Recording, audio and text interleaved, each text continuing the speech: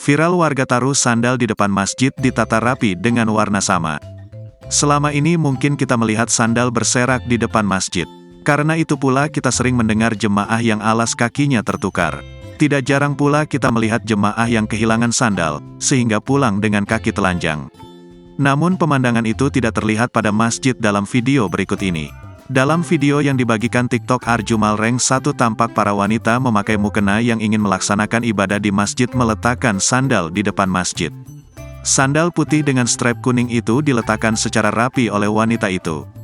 Tapi yang buat salah fokus, sandal yang berjejer di depan masjid serupa dengan merek dan strap yang sama. Bahkan di sisi lain, tampak sandal yang sama dengan strap warna yang berbeda, yakni merah. Salah satu warganet mengomentari postingan itu dan menduga bahwa ini adalah pondok pesantren.